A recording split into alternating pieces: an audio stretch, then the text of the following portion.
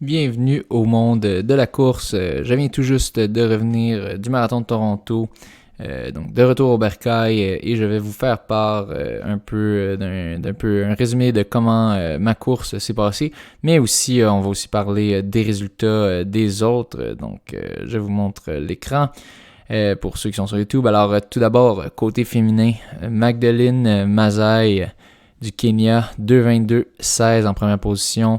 Biruk Taït Eshetu, 2:22:40 deuxième, et Betsy Saina, 2:22:43 troisième. Seulement 3 secondes. Ouf, c'était serré. Ensuite, côté femme canadienne, on a Dana Pedoreski qui a causé la surprise avec un 2:29:03, énorme record personnel de son côté. Et Dana, c'est drôle, j'ai brièvement jasé avant la course. Elle m'a dit, en fait, je lui ai dit, bon, ben, tu vises un top 3. Elle m'a dit, non, je vais essayer de remporter. Et ben, elle a essayé de remporter, puis elle l'a réussi. Donc, chapeau à Dana qui réussit sur un standard olympique. Et donc, qui va aller aux Olympiques parce qu'elle a réussi, qu'elle a obtenu la première position. Et le marathon de Toronto était l'autre des essais olympiques canadiens. Donc, chapeau.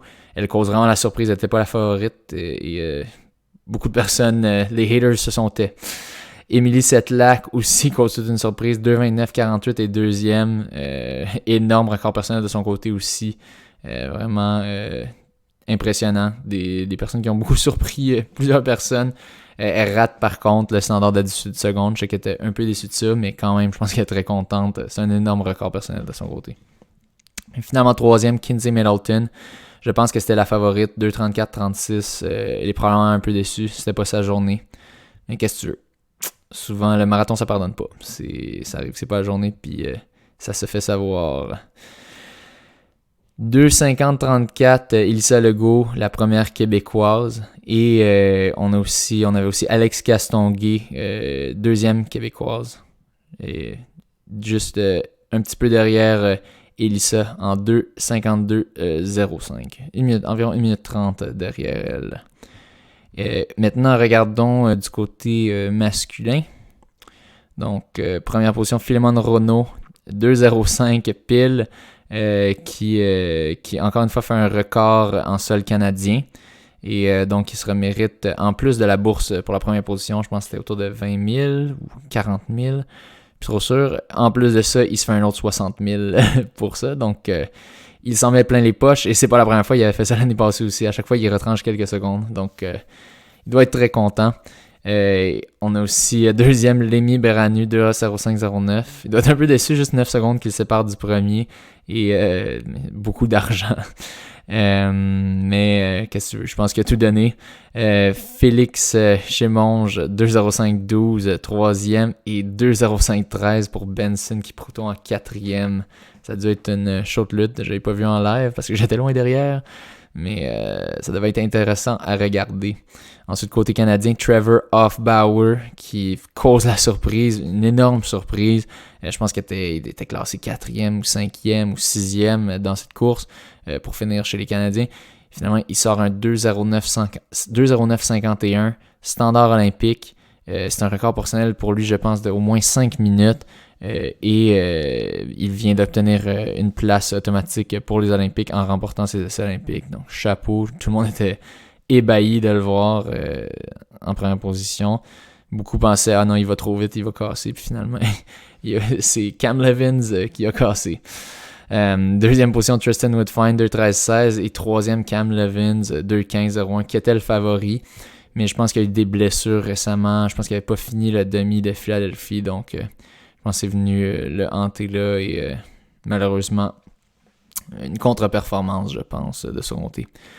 Reed Coulthard, 2:15:23. Thomas Stott, un autre Canadien, 2:16:28. Rory Linkletter, 2:16:42. Ensuite, Evan Esslink, 2:18:38. Donc quand même beaucoup de monde qui ont eu des sous-performances. Je sais pas pour Evan Esslink, mais je sais qu'il y en a plusieurs qui étaient attendus de faire un petit peu mieux. Aaron Cooper, 2:19:01. Chris Balestrini, 2:19:40, qui a réussi quand même à aller sous 2:20. Je pense qu'il était un peu déçu de son résultat, mais quand même. En bas de 2,20 maintenant. Kevin Coffey 2,20-22. Callum Neff 2,20-44. Et notre premier Québécois, Patrice Lamonté 2,21-16. Il finit 4 secondes devant moi. J'ai fini en 2,21-20. Maintenant, on va regarder ma course. Donc, comme vous pouvez le voir, avec le temps 2,21-20, j'ai raté mon objectif de 2,21-01. Donc, je ne recevrai pas de statut d'élite cette année et le crédit d'impôt de 4 000$ qui vient avec. Donc, on va juste regarder un peu comment s'est passé cette course à partir du début. Donc, je voulais pas trop m'exciter et j'ai bien réussi. Je suis parti en 3,15, ensuite 3,20, 3,18.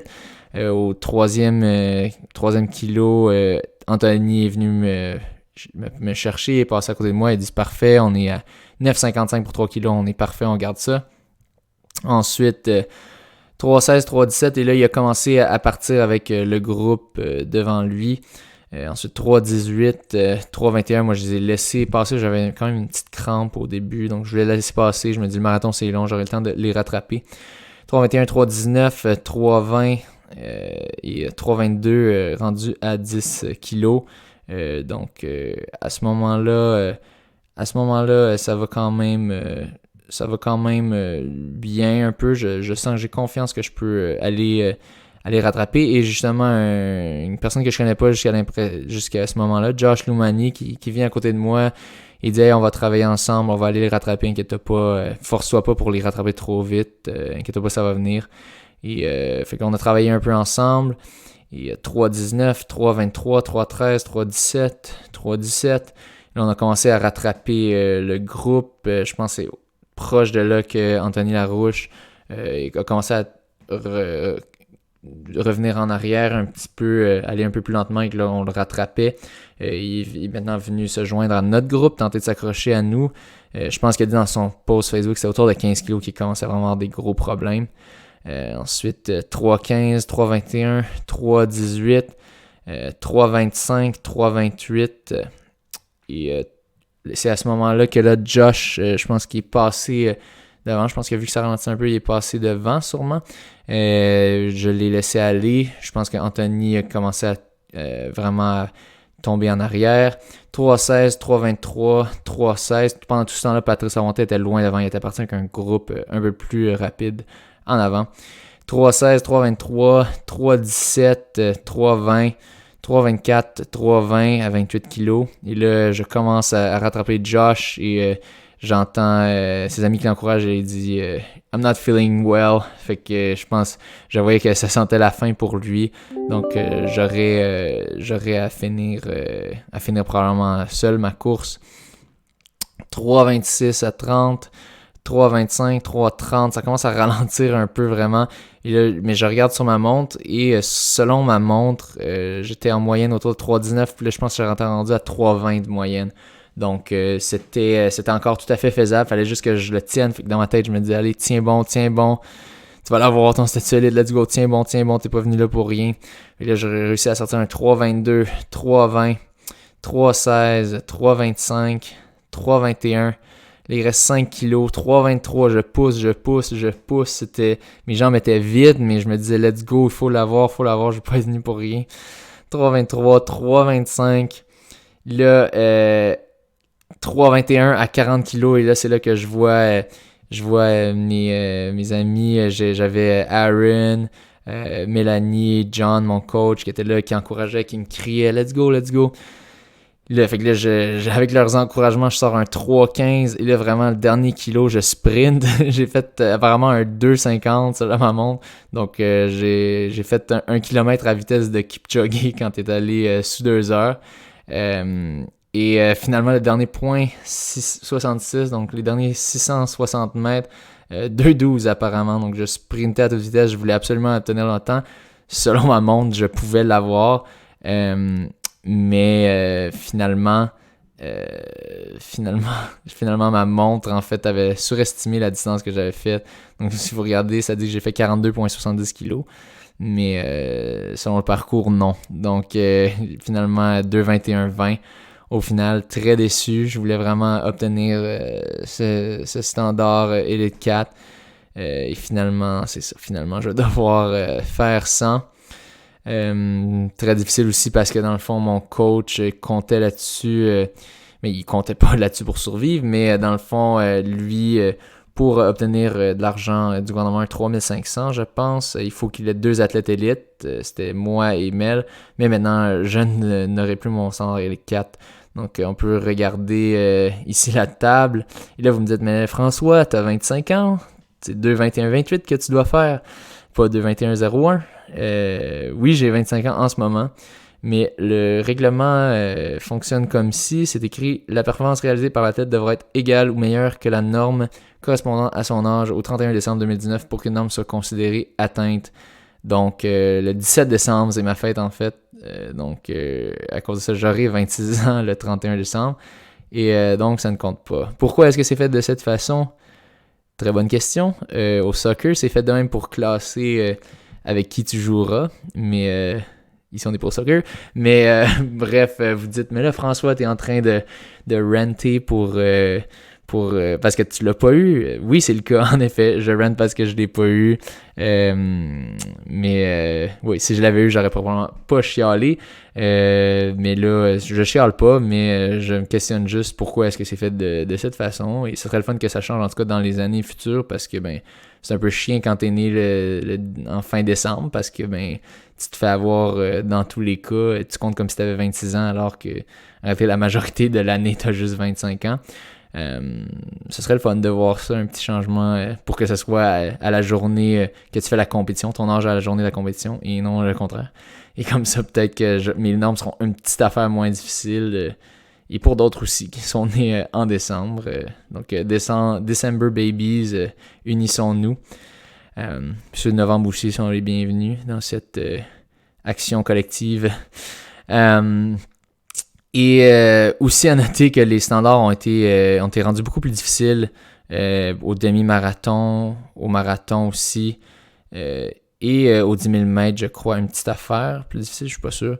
Mais ouais, dans le fond, si vous regardez, dans le fond, l'année passée, à Montréal, j'avais fait 2,22,08, 04, et ça m'avait été suffisant pour avoir mon statut d'élite 4. Mais là, si on regarde avec le tableau de cette année, ils ont vraiment accéléré ça. Ça prend 2,21,28. Je pense que avant, c'était autour de 2,22,20 peut-être. Donc, les temps sont de plus en plus difficiles pour les marathoniens et les demi-marathoniens. Et c'est pas le fun. Pourquoi vous faites ça plus difficile? Mais ouais, bref, on a plus beaucoup en fait. Si c'était en fait les standards de l'année passée, moi et Patrice, on aurait obtenu notre standard. Mais je pense qu'il l'obtient quand même. Si je regarde la liste des athlètes identifiés, on peut retrouver son nom, mais il l'a eu au steeple, dans le fond, au 3000 mètres steeple. Donc, il s'en tire bien là-dessus. À moins que ce soit la liste de l'année passée, mais je pense que c'est celle de cette année. Je suis allé la chercher maintenant. Si on regarde dans cette liste, 800, 400 mètres, 3000 mètres steeple, 800 mètres, longueur, 800 mètres, 1500 mètres, perche, 800 mètres, triple saut, marteau, 800 mètres, 3000 mètres steeple, 800 mètres, perche, 800 mètres, 1500 mètres, 100 mètres, 200 mètres, hauteur, 1500 mètres, 100 mètres, 400 mètres, longueur, 1500 mètres.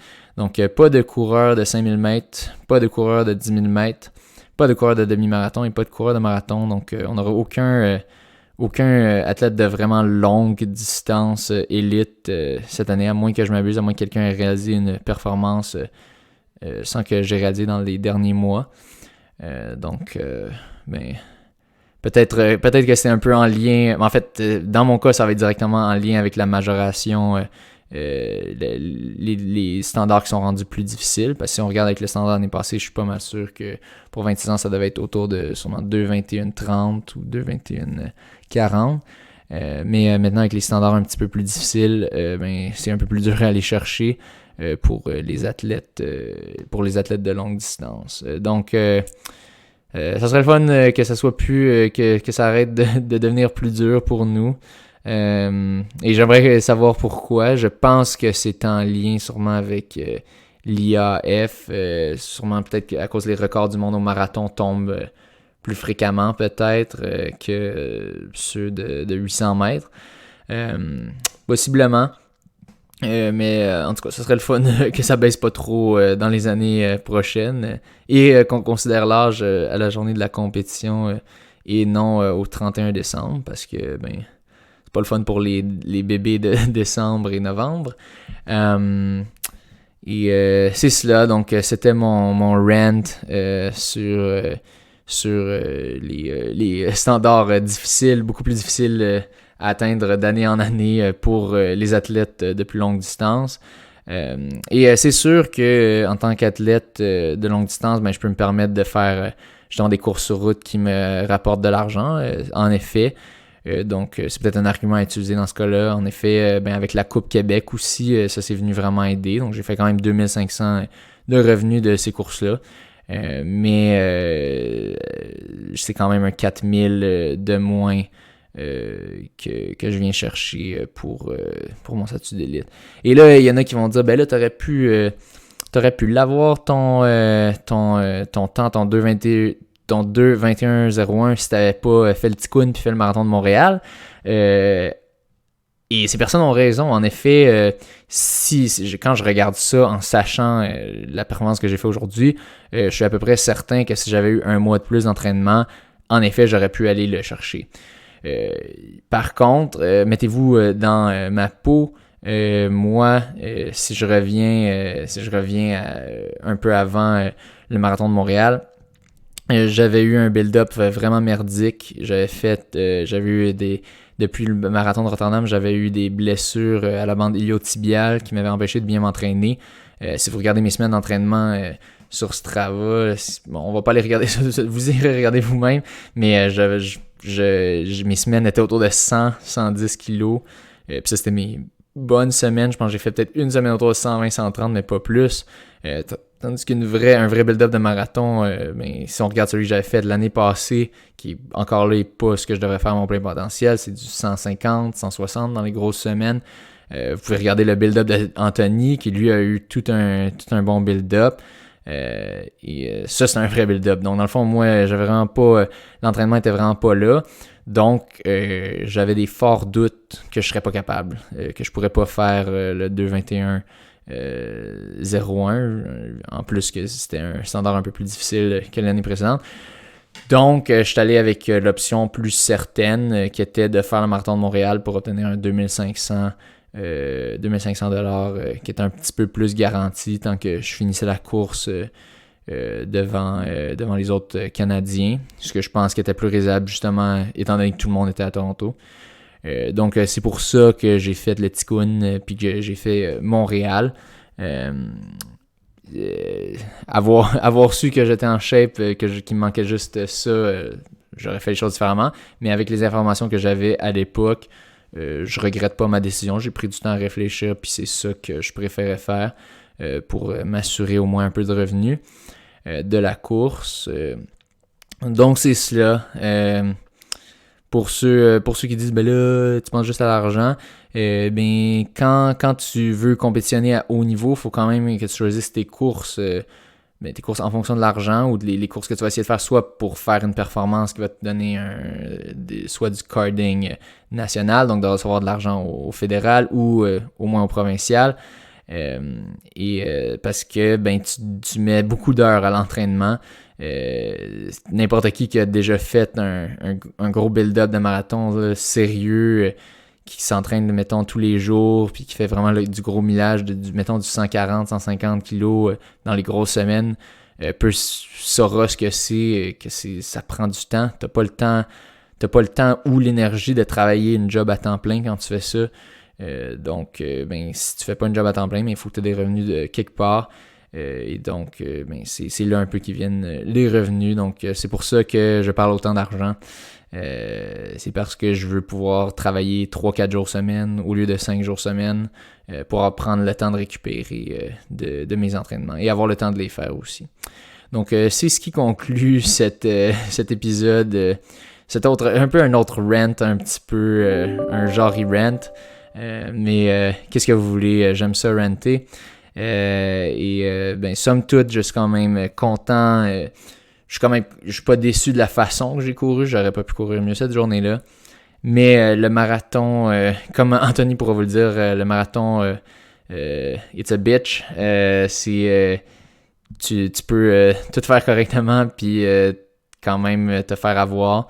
Puis c'est ça qui est arrivé cette journée-là, malheureusement, que il me manquait juste une petite affaire, mais je pouvais pas aller la chercher. Donc, du même coup, sur ça, je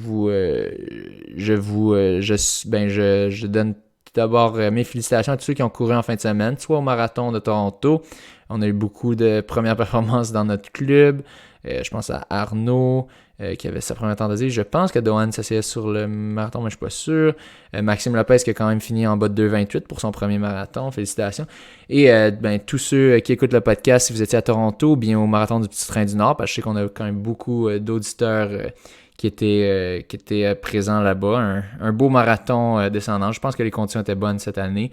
Félicitations. Si vous n'avez pas fait la performance que vous désiriez, que si vous êtes déçu, dites-vous que vous n'êtes pas les seuls. Il y en a bien d'autres aussi.